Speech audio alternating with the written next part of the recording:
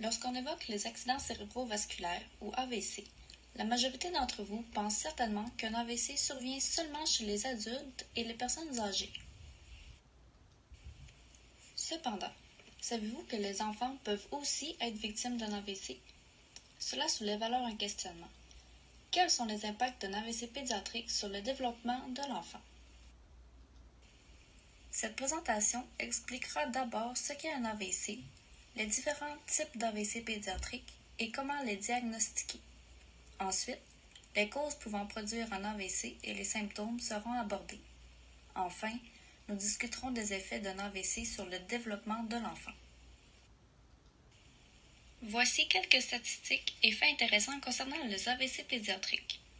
3 à 6 enfants sur 100 000 subissent un AVC durant les 28 premiers jours suivant la naissance. La première année de vie des enfants et les aînés représentent la population la plus à risque de subir un AVC. 200 à 300 enfants subissent un AVC périnatal au Canada.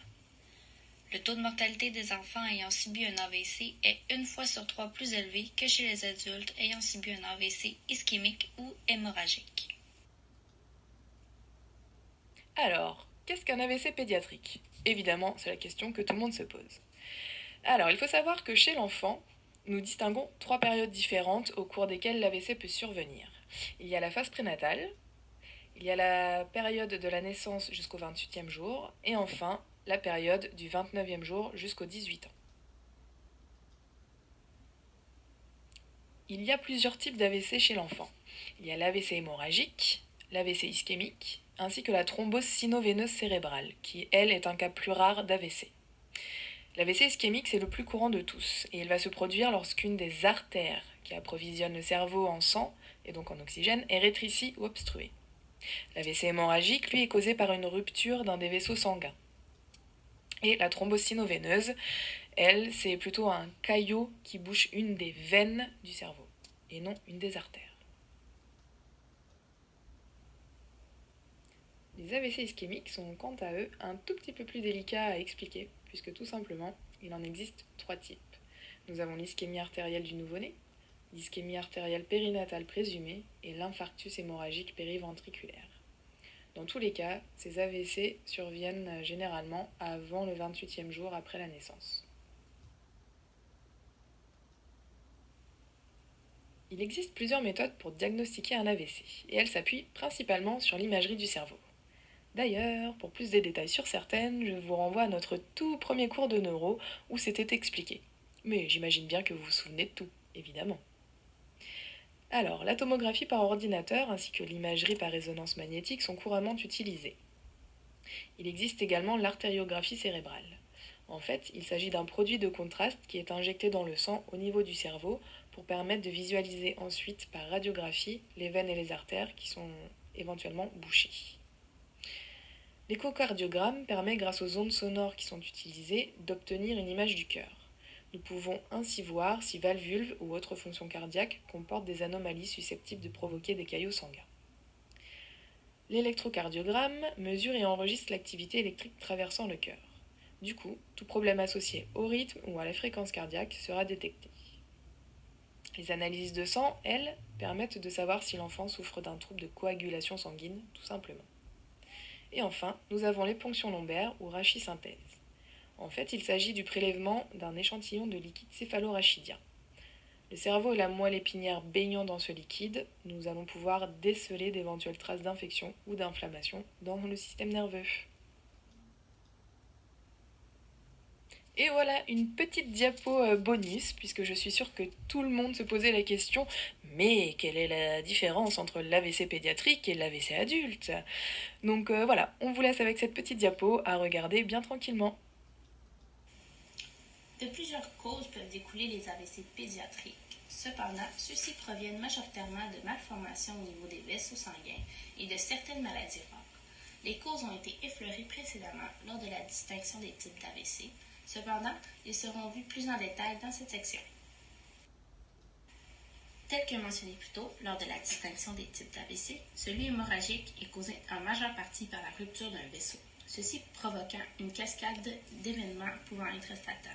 En effet, un anévrisme peut se former suite à l'affaiblissement d'une paroi d'une artère. S'il n'y a pas d'intervention, l'anévrisme peut prendre de l'expansion et rompre sous la pression, ce qui engorgerait le cerveau de sang et le priverait ainsi d'un flux sanguin important. L'affaiblissement d'un vaisseau peut être dû à de multiples causes chez l'enfant, dont une malformation ou bien une maladie de l'artère, une tumeur au cerveau, puis dans certains cas, l'abus de drogue ou d'alcool chez la mère lors de la grossesse. Pour ce qui est de l'AVC de type ischémique, qui, je vous rappelle, est causé par un caillot sanguin à l'intérieur du cerveau, il provient principalement chez les enfants de 3 causes distinctes. Donc la première, les maladies du cœur. La deuxième, les troubles de coagulation sanguine qui sont synonymes de troubles thrombotiques. Puis finalement, l'artériopathie. D'autres facteurs n'entrant pas dans les catégories précédentes sont d'importants facteurs de risque d'AVC chez les enfants.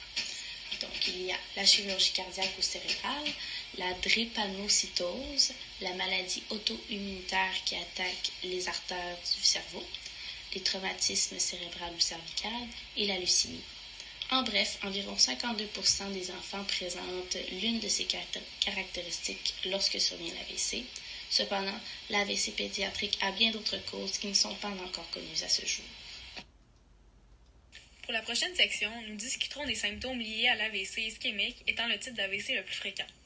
Les accidents vasculaires ischémiques chez l'enfant sont majoritairement diagnostiqués grâce aux techniques d'imagerie médicale fonctionnelle et anatomique. Ils peuvent également être diagnostiqués à l'aide de certains symptômes associés à l'AVC ischémique pédiatrique. Entre autres, l'hémiparésie, la dysphasie, les céphalées, les troubles convulsifs ainsi que les troubles de la conscience sont quelques-uns des principaux indicateurs de l'AVC ischémique chez l'enfant. Les symptômes de l'AVC ischémique pour la période périnatale, soit la période incluant la phase prénatale et la naissance, comprennent aussi une faiblesse touchant un côté du corps ainsi que des crises épileptiques. Afin de pouvoir minimiser les dommages au cerveau, un diagnostic rapide est primordial. Lorsque l'enfant survit à l'AVC pédiatrique, de nombreuses conséquences affectent le développement de l'enfant, notamment dans les sphères motrices, cognitives et comportementales. Les séquelles motrices de l'AVC ischémique sont grandes et concernent principalement le fonctionnement de la main et des doigts. Pour certains, l'hémiplégie apparue au moment de l'incident peut persister. En ce qui concerne les séquelles cognitives, on remarque que les enfants ayant subi un AVC ischémique sont plus à risque d'avoir des atteintes concernant entre autres les habiletés verbales et linguistiques, la mémoire et les habiletés perceptivo-motrices. Au point de vue comportemental, les troubles du déficit de l'attention avec hyperactivité sont fréquemment remarqués chez les enfants ayant subi un AVC ischémique. Des troubles comportementaux, des troubles de l'humeur et des troubles d'anxiété sont également souvent observés chez ces sujets. Plusieurs facteurs viennent influencer l'effet de l'accident vasculaire ischémique chez l'enfant. D'abord, l'âge au moment de l'AVC influence particulièrement la gravité des séquelles. Un AVC qui se produit pendant la petite enfance risque d'entraîner des conséquences cognitives plus graves que s'il se produit vers le milieu ou la fin de l'enfance. Les chances de guérison d'un AVC en bas âge sont donc plus faibles. Ce phénomène pourrait s'expliquer par le fait que la croissance de la densité synaptique se produit majoritairement dans les 5 premières années de vie, qui est d'ailleurs une période sensible du développement du cerveau. En ce qui concerne la lésion, plus elle est grande, plus le pronostic est défavorable. En effet, une grande lésion est néfaste puisqu'elle affecte la vitesse de traitement de l'information qui dépend de toute la connectivité du cerveau. Une lésion plus petite affecte de son côté des circuits cérébraux locaux bien définis.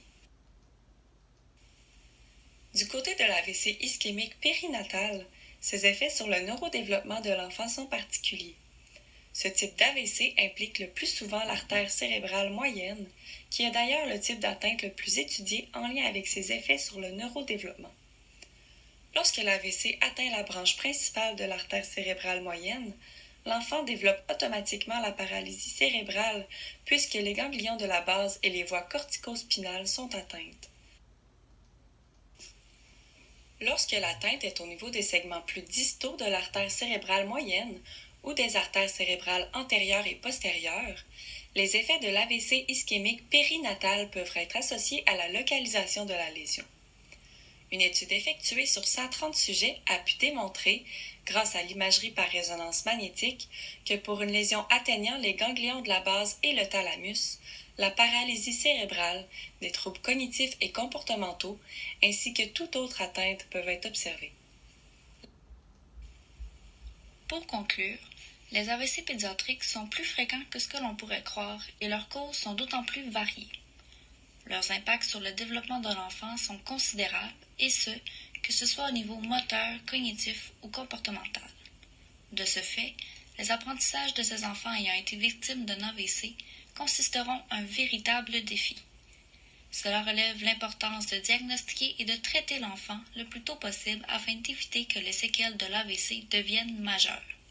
Malheureusement, à l'heure actuelle, les causes ainsi que les conséquences exactes des AVC pédiatriques et leurs effets sur le développement de l'enfant demeurent mal connues.